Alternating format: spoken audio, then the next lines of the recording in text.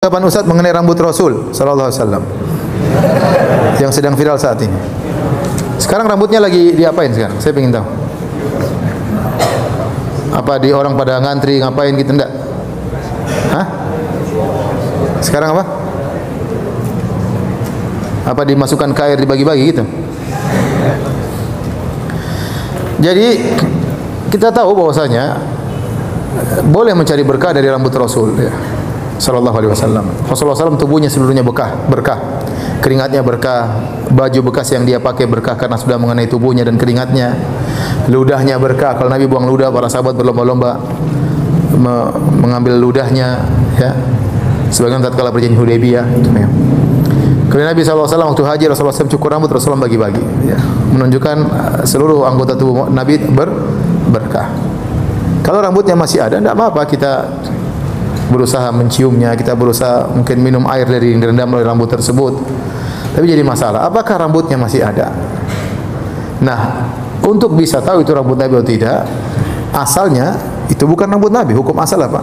Kalau orang datangkan ini rambut, asalnya rambut Nabi itu bukan?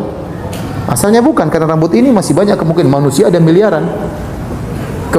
Kemungkinan yang pasti ini bukan rambut Nabi sampai kita datangkan bukti bahwasanya adalah rambutnya Nabi. Nah, bagaimana Anda bisa membuktikan rambut Nabi?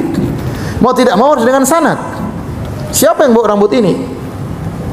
Dari sahabat menuju tabi'in, tabi'in menuju tabi'ut tabi'in, kemudian seterusnya sehingga sampai kepada zaman sekarang yang mengatakan ini rambut Nabi, diriwayatkan dengan orang-orang yang jujur dan thiqat, terpercaya. Dan itu tidak ada. Kalaupun ada rawinya, dari rawi ini sampai siapa yang memeriksa seluruh perawi tersebut? Apakah ada biografinya perawi-perawi ini? Tidak ada. Nah, kalau Anda tidak bisa membuktikan secara sanad, kalaupun ada sanadnya Anda tidak bisa periksa perawi-perawinya, bagaimana statusnya, jujur, terpercaya, pendusta, suka lupa, suka ngawur, ya. Tahu-tahu rambutnya sendiri dia pasang, ya enggak tahu. Dari mana Anda bisa buktikan rambut Nabi sallallahu alaihi wasallam? Sementara Imam Syafi'i, Imam Malik, Imam Ahmad tidak pernah mengatakan ada punya rambut Nabi sallallahu alaihi wasallam. Sementara tabi'in Sa'id bin Jubair, Ibnu Abbas dan yang tidak mengatakan pegang rambut Nabi sallallahu alaihi wasallam.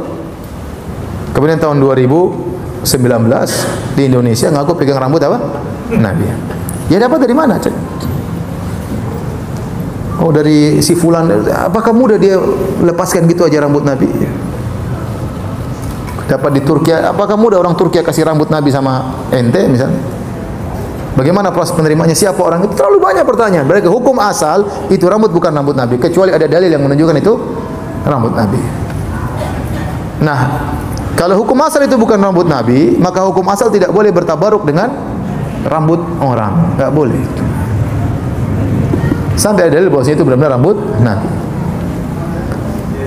Kalau nggak ada dalilnya, kalau ada dalilnya saya juga ingin cium rambut Nabi. Kalau ada dalilnya, ya. Kalau nggak ada dalilnya, hukum asal maka bukan. Dan alhamdulillah Nabi SAW juga tidak pernah memotivasi secara lisan mengatakan ya jagalah rambut-rambutku, kemudian biarkan sampai umatku, tidak ada. Tapi Nabi tahu rambut beliau berkah, ya. Yang Nabi wasiatkan banyak ajaran-ajarannya. Jadi keberkahan, kalau kita tidak bisa dapat keberkahan dari rambut Nabi, masih banyak keberkahan ajaran Nabi. Nabi mengajarkan salat malam, itu keberkahan luar biasa. Nabi ajarkan sedekah, itu keberkahan luar biasa. Antum mencari keberkahan dari ajaran Nabi sallallahu alaihi wasallam. Makanya Nabi mengatakan al ulama warathatul anbiya wal anbiya lam yuwarithu dinar wala dirhaman wa inna warathul ilm. Faman akhadahu faqad akhadha hadzan wafiran. Para nabi adalah ya pewaris, para ulama pewaris para nabi, dan para nabi tidak mewariskan dinar dan dirham, tapi hanya mewariskan apa? Ilmu. Maka seorang berusaha mengambil keberkahan dari ilmu yang diajarkan oleh Nabi, hadis-hadis Nabi sallallahu alaihi wasallam.